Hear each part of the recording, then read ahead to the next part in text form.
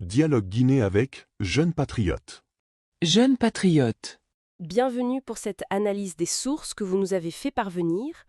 Aujourd'hui, on se penche sur un texte au titre, disons assez direct, La politique guinéenne, un jeu cynique. Oui, c'est une perspective résolument critique, on peut le dire. Voilà, notre but, c'est d'en extraire l'essentiel, de comprendre un peu le cœur de l'argumentation sur les acteurs politiques guinéens.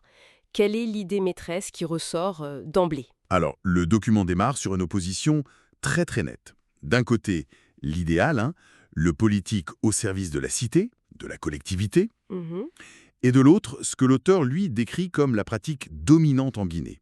C'est-à-dire une politique vue avant tout comme un moyen rapide, le plus rapide même, d'enrichissement personnel. Même si ça implique des conséquences graves. Exactement, même au prix, selon le texte, de la dégradation, voire de la destruction du pays.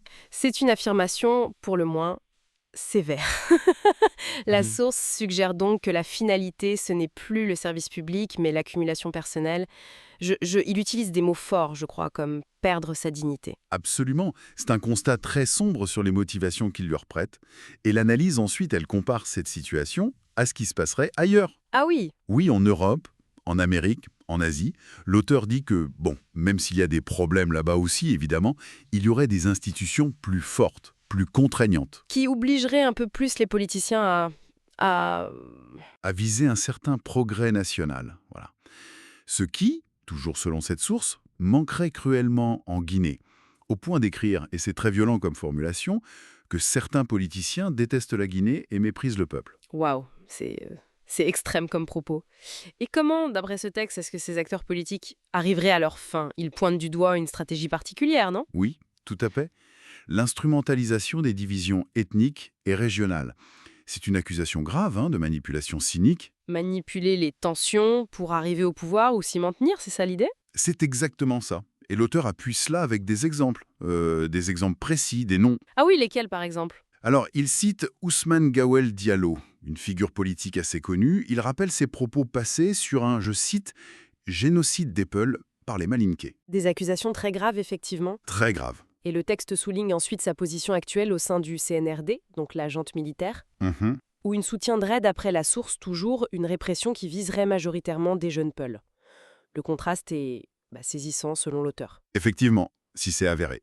Et il y a d'autres cas mentionnés? Oui, il évoque aussi Bahouri, lui aussi connu pour ses prises de position antérieures sur ce qu'il appelait l'injustice envers les Peuls, et on le voit aujourd'hui, Premier ministre sous ce même CNRD. Donc un schéma similaire selon l'analyse. Voilà. La source va même plus loin pour Bahouri, elle lui impute une responsabilité dans les morts du 28 septembre 2009, l'accusant d'avoir incité ces jeunes, et puis il y a Makanera Kake aussi. Encore un exemple de changement d'allégeance? C'est comme ça qu'il est présenté, oui. Passant d'un soutien, disons, fervent au RPG, l'ancien parti au pouvoir, à une critique du CNRD après le coup d'État, pour ensuite, d'après le texte, chercher à y trouver une place.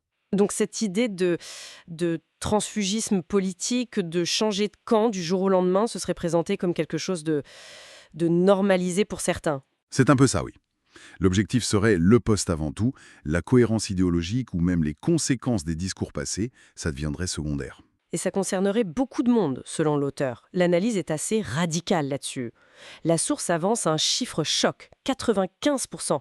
95% de ces pseudo-politiciens, c'est le terme utilisé, viseraient uniquement l'enrichissement personnel. 95%, c'est énorme. Oui, et l'auteur leur reproche aussi un manque de vision, d'idéologie solide, et même, il va jusqu'à dire, de compétences.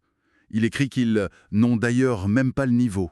Bon, face à ce diagnostic très critique, très sombre, est-ce que le document propose des pistes, des solutions? Il y a quelques pistes, oui. L'auteur appelle par exemple à un organe judiciaire sérieux pour établir les responsabilités dans ce qu'il décrit comme la création, l'entretien de ces divisions. Une sorte de recherche de vérité et de justice sur ces manipulations présumées? C'est l'idée, oui. Il y a aussi une idée sous-jacente que tout ça ne serait possible qu'à cause d'un manque de lucidité du peuple, pour reprendre les termes exacts. Et la société civile, elle a un rôle à jouer là-dedans, d'après le texte? Ah oui, un rôle essentiel même.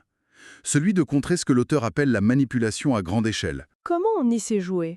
Par la sensibilisation. Exactement, par la sensibilisation, pour protéger le tissu social, la cohésion.